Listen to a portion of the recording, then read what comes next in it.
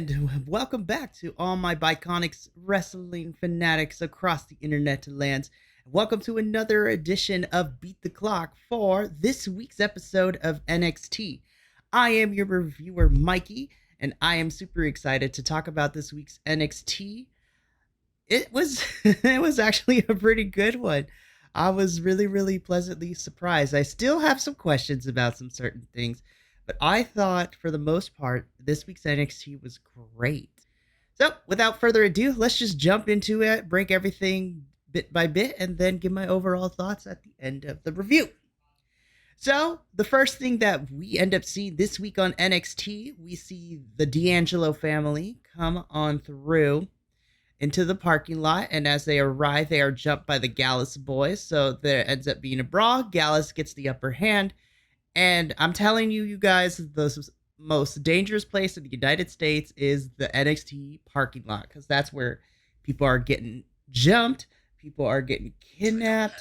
It is a whole entire craziness, and it is one of my favorite things to see. But ultimately, this is going to set up for our main event, which we'll talk about when we get to it. So after this parking lot brawl, the first official match that we get is JCJ taking on Lyra Valkyria. So the story going into this match is a couple weeks ago, JC destroyed Lyra's feathers that she comes in with for her entrance for most of the time. And then after Lyra having a match with Rhea Ripley last week and kind of getting that edge back, she enters this match trying to get even with JC for destroying her wings. And honestly, I thought this was a great match. Lyra Valkyria continues to prove why she's becoming one of my favorites. I think she's just so good in the ring. And JC is nothing to sneeze at. She has improved so much, and I'm happy to see her continue to get singles push. Now, I will say I am happy that Lyra won this match. I don't know if this is going to be the end of their feud for a little bit, but I wouldn't mind if JC and Lyra kept going back and forth at it for a little bit longer. So next we have this segment, and this one actually made me kind of happy, but not in the way that you think. So we get a backstage segment with NXT champion Carmelo Hayes and his homie Trick Williams. They briefly talk about everything that went down at the Great American Bash this past Sunday, which if you haven't checked out that PLE for NXT, please do. It was a lot of fun. You can also check out our review of it, which is on our YouTube channel, where me, Minnie, and the Professor, the SmackDown squad, sat down and we watched it and reviewed it. So it was a lot of fun. But the big takeaway from this backstage segment is that Trick doesn't want to be seen as a sidekick from the NXT audience, so he has to go and handle his business and, do this for me. And it is not a breakup, it is a see you later. So Trick and Mellow Gang is still going to be a thing, but they're going to be splitting ways temporarily, so that way each of them can go handle their business. To me, this has been the best breakup angle that I have seen in the modern era in the last few years or so, because my biggest pet peeve is when factions and tag teams and partners, they break up, somebody always has to turn on somebody, and it becomes that trope of, somebody going heel and then breaking up the party, and then they got to hate each other.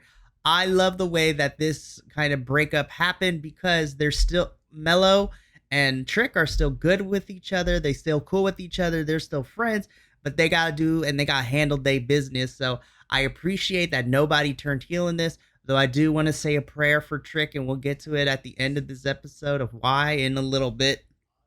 So at this point, we next see the D'Angelo family in the medical bay as Mackenzie tries to get a word in, and Tony is going to call for somebody to help them in their match against Gallus later tonight.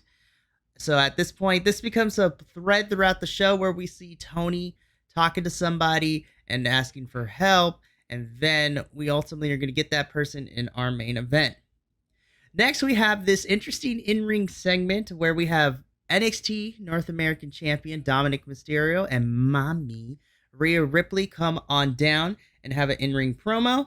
Ultimately, they just kind of recap what happened in the triple threat at the Great American Bash, how Dominic Mysterio retained the title, and that he made the title relevant. He made the Mysterio title relevant. At one point, Dominic says that he is the best luchador in all of WWE professional wrestling.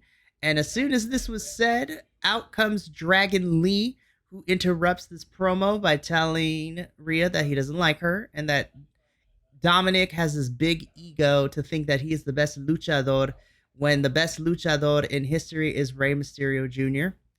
Now, just between you and me, listening audience, I think Rey has definitely been a staple in the lucha libre scene and maybe the best luchador for American audiences, but I can name a couple of bigger luchadores in Mexico and around the world that probably have done more than Rey, but Rey definitely is up there as one of the GOATs, so to speak.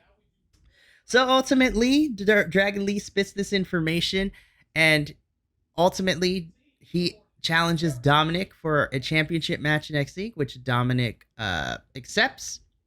And Rhea makes the comment that she's going to be in Dominic's corner. And so Dragon Lee states that next week he will not be alone either, as he has somebody that will be in his corner. And we cut to the Titantron, where Rey Mysterio is on the Titantron in a pre-taped promo, where he states that he is going to be in Dragon Lee's corner, that he's going to have the best seats in the house. And then he basically says the equivalent in Spanish, how Dragon Lee is going to whoop Dominic's ass, but he didn't finish the sentence because, you know, we're in the PG era of WWE. But I got what you were saying, Rey. So I'm interested. I'm kind of happy. So I'm interested and I'm kind of happy that Dragon Lee is getting a championship opportunity. I do believe some shenanigans is going to go down, and I don't think Dominic's losing the title. But I will be pleasantly surprised if Dragon Lee wins it. But ultimately, I'm very interested in the fact that Rey is coming to NXT to be a part of this. So we got to be building to something with Rey and Dominic, or maybe Judgment Day in LWO, which would be weird because Judgment Day is on Raw and LWO is on SmackDown, but that's besides the point. So I'm interested. I'm excited to see this match next week, and I hope we give it time, because that's all I asked for. I think it's going to be fun. Next, we get two backstage segments. First, we get Carmelo Hayes on the phone, and then all of a sudden, Wes Lee comes in, like throws a chair, and he's upset. And Carmelo and Wes kind of have a little bit of a disagreement, where Wes accuses Carmelo of not understanding where he's going through, having lost 3 weeks in a row. Or Carmelo doesn't understand because he has a championship and whatnot. And Melo is trying to tell Wes, is like, look, you don't understand what it means to be champion. I was like, I have to always watch my back. People are always going to step up. It's like, and then he said a line which actually kind of helps this weird Braun Breaker turn that has happened. It's just like, man, none of y'all even get it, how much pressure there is. No wonder Braun snapped. And I'm just like, damn, Melo, way to put over your homie. Seriously. At this point, this little segment was interrupted by Metaphor. So Noam Dar and Ora Mensa come in and they argue and push Wes Lee, and a fight breaks out in the locker room, which ultimately sets up a match later between these four, which we'll get into in a little bit. Mackenzie then has a backstage interview with Chase U. So Andre Chase, Duke Hudson, and Thea Hale. She mostly interviews Thea, talking about her match against Tiffany in the submission match at the Great American Bash.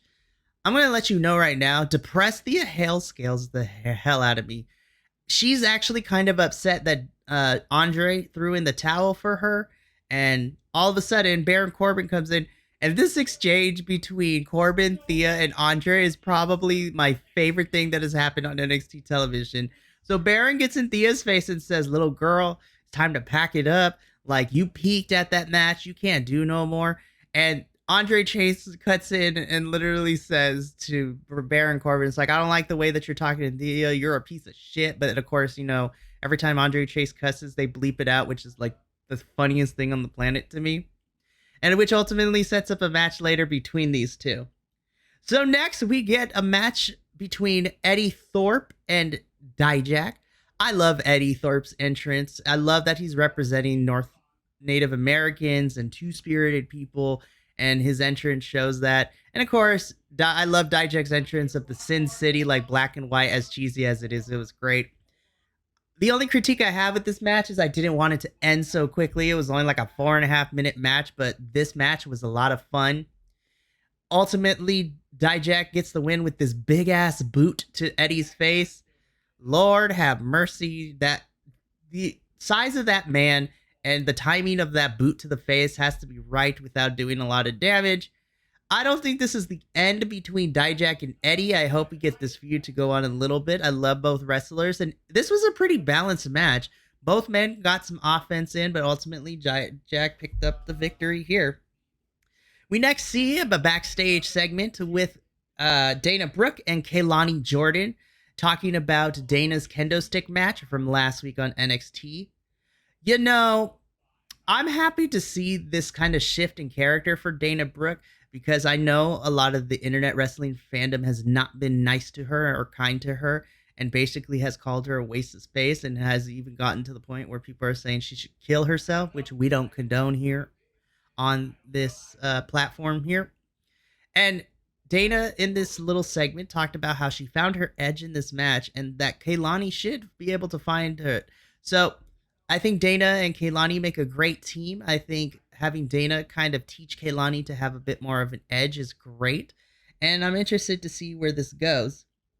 To close out hour one of NXT, we get this nice match between Yulisa Leon and Valentina Feroz versus Elektra Lopez and Lola Vice.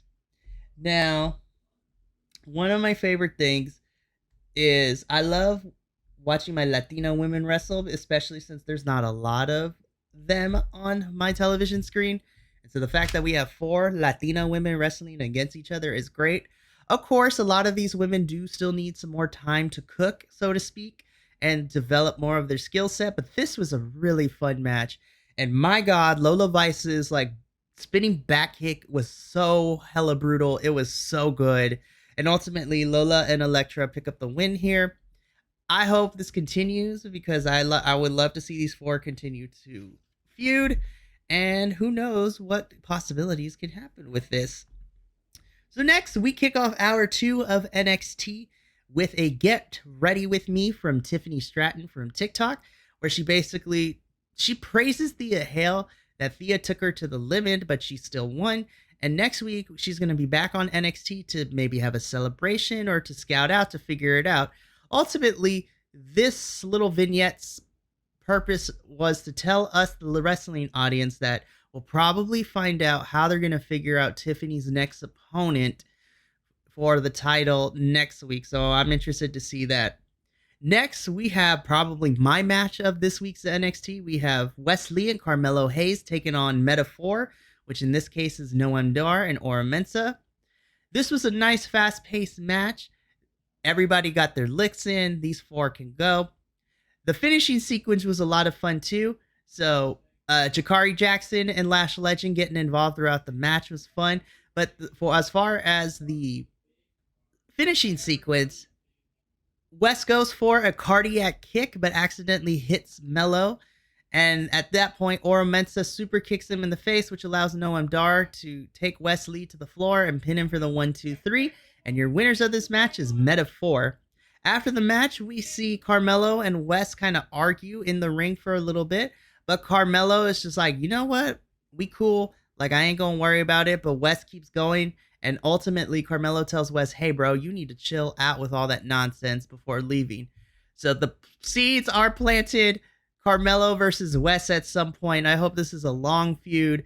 I need this agenda being pushed in NXT. Like, this is going to be a banger of a match when we get it. And I hope they let them feud for a little bit, because I think Wes is ready to be in that main event title scene now that he's done with the NXT championship. So push this man's. So we'll see what happens with that. Next, we get a Braun Breaker promo, which sets up his match against Von Wagner next week. Braun Breaker has kind of gone cuckoo for Cocoa Puffs, and I'm kind of living for it. But on the one hand, I think he's ready for main roster. But on the other hand, I don't want him to go up just yet. I also, on the other hand, I don't like this, that he's in this feud with Von Wagner, but it is what it is. So ultimately, Braun is being a menace out here. And he ends his promo by saying that if Von having stitches as a kid because of his cranium surgery was bad, wait until he sees what Braun is going to do to him and the stitches and the marks that he's going to leave when he beats him up in next week's match. Braun Breaker is being a menace out here. Like, this is out of control, and I'm kind of here for it. I just hope that whatever is happening at this feud, I just don't want to see Braun kind of just lose momentum and kind of just buffer in like the purgatory that is booking, because Braun is a star. He's one of the main players right now in NXT, so we'll just have to see what happens in this match next week. We also get a segment out in the parking lot, but this time nobody gets beats up. So Rhea and Dom are leaving NXT, and Axiom comes up and tries to talk to Dominic how he wants to have a match against him, and took offense to what he said about luchadors. I know what they meant to do with this little segment with Dominic and Rhea, but it's kind of slightly racist, the fact that not all luchadors look the same. But while these two are having this exchange, Mustafa Ali comes in and interrupts Axiom and tries to talk to Dominic and how he wants a rematch, but Axiom keeps butting in. Ultimately, Rhea and Dominic leave, which leaves Axiom and Mustafa, talking. Axiom tells Ali that, hey, I don't appreciate being disrespected. And then Mustafa Ali drops the coldest line that I've ever heard. It's just like, disrespected. Oh, Axiom's feelings got hurt. He feels been disrespected. Try being disrespected for 6 years before Mustafa Ali leaves. And I'm like, that was the coldest line Ali has dropped since in WWE, because he's speaking facts, because he has been on this main roster for a long, long time, and they have done nothing with him, and he's just been disrespected. And I'm just like, damn, if NXT continues to allow Ali to speak on his time in WWE during his promos, as well as like talk about how this was supposed to be the character for Retribution, and just let him script the promos the way he wants to, I think Ali's going to do something amazing. And I've been a big supporter of him since 205 Live, and I'm just happy to see that he's finally getting used the way that he's supposed to. Our next match sees Baron Corbin, Mr. Burn the Ships, taking on Andre Chase of Chase U. The in-ring was fine, but I think the more important bit, it was happening outside the ring, because Thea Hale is still depressed. She's upset. And at one point towards the end of this match, she throws in the towel for Andre, but Baron Corbin takes it before the ref sees it and throws it back at it. And then Thea just ups and leaves. Baron Corbin picks up the win here. Is Chase U over? Is Thea Hale going to turn heel? Is she done with Chase U? As silly as Chase U as a faction is, I'm actually invested in this storyline, and I'm interested to see what happens with all this. Next up, we have a video package that kind of showcases Roxanne Perez's journey back home for Great American Bash, as well as some highlights and how there's nothing that won't break her. So I love Roxanne, and this was a nice, heartwarming package, to kind of see her family be super supportive and everything. And everyone needs to remember, Roxanne is very, very young. She's under 21, so she is doing amazing things, and I can't wait. So next up, Metaphor is in the back. Tyler Bate comes in, so I love seeing my strong boy back on television. It's been a couple weeks since we've seen him. The last time we saw him was at Gold Rush, I think. So it's nice to see him back, where ultimately he challenges Noam Dar for the NXT Heritage Cup, but not really, because that's not the real one. Nathan Frazier's the real champion. But ultimately, Noam Dar versus Tyler Bate is going to be a fun match. Next, we get this in-ring segment with the Schism, as they're trying to figure out who is the betrayer of the group. So ultimately, they ask questions, they unmask followers. At one point, one of the followers unmasked himself to be a returning from injury Ikemen Jiro. And I'm happy to see Ikemen, but I feel like he wasn't needed in this. And ultimately, that just leaves two people left, and they think it's the Creeds, but then the Creeds show up on the Titantron after the two that got unmasked were not the Creeds, saying that they've been enjoying the beach and the Egypt. So this is my issue with this whole storyline. So ultimately, I was under the assumption that the Creeds lost the Loser Leaves NXT match, that they were going to be called up to main roster, and I was here for it. But now that they're back and they're on the Titantron, my biggest issue is, so Loser Leaves matches don't have any say. Okay, like, what are we doing breaking the rules here, you guys? if you didn't want the Creeds for main roster, they should have been put in the storyline, because now if they do leave, I'm going to be upset. So ultimately, this serves the purpose that Joe Gacy calls out to the Schism worldwide to bring the Creeds back to NXT. So Schism versus Creeds is not going to be over anytime soon, so we're going to see what happens with this. Prior to the bumpers for next week's NXT, we get a little video from last week that Cora Jade is done with NXT. She takes her stuff, she goes home, she leaves.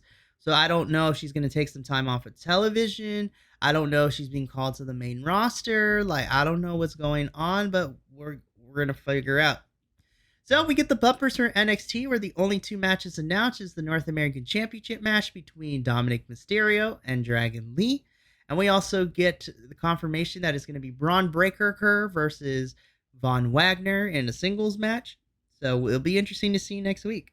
Our main event for this week's NXT, we have the Gallus Boys, who used to be on top, taking on the team of the D'Angelo family, which is Tony D'Angelo and Lorenzo Stacks Channing, or however you want to say it. And then we get the reveal of who the hired help is, and it turns out to be a returning Santos Escobar to NXT, the leader of Legado del Fantasma and a part of the Latino World Order. I will say I am a fan of Santos Escobar. I love the feud that Legado and the D'Angelo family had, as well as Tony versus Santos going in before Santos got called up to main roster. The crowd went mild, and it's fine. It is what it is. The Florida crowds for NXT are kind of weird, but that's besides the point. Ultimately, this was a really fun match, and the D'Angelo family and Santos pick up the win here, which as they should.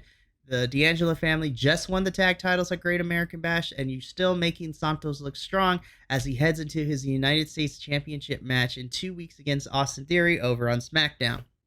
Normally, this is where everything would go off the air, but nana, as LA Knight says. We got one more little vignette where we see Ilya Dragunov talking about how Trick Mello was the reason that costed him the championship match at Great American Bash.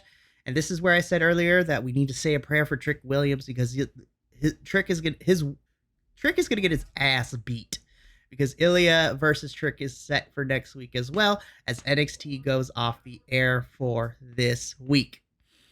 Whew, that was a lot. Overall, my final thoughts for this episode of NXT, I honestly really enjoyed it. There were some moments that were quite silly, but I'm here for the silliness. There were some fun matches, and we're starting to lay the groundwork for the next set of feuds that are probably going to lead into No Mercy in September. Because to my knowledge, there is not another television special between now and No Mercy. So we have about 6 to 7 weeks to build to No Mercy. And I'm actually quite excited to see where this all goes. I think the matches next week are going to be fun. This week was a lot of fun. Obviously, my match of the week is Wes and Carmelo versus Metaphor. I thought that was my favorite match. I'm interested to see where we go with these storylines, and to see where the NXT kids take their journeys. My final score for this week's NXT on a scale of 1 to 10 minis, I give this a solid 7.5. I still think that NXT can do a lot better in terms of booking decisions and storylines that kind of stick.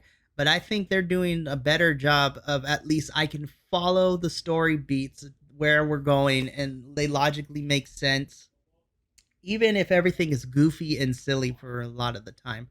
But that is going to conclude my review of NXT for this week. Thank you so much for joining me.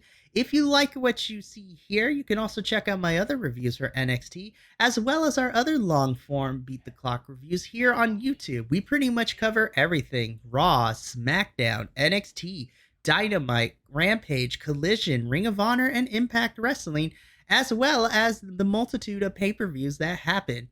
You also can find us across everywhere your social medias will handle, to check out the extra things that we do over the social media. And you can also find us, if you want to hear more of our actual wrestling talk outside of the television reviews, you can check out the Bi-Conics Wrestling Podcast, where we review pay-per-views. We talk about wrestling in general. We fight with each other. It's a great time.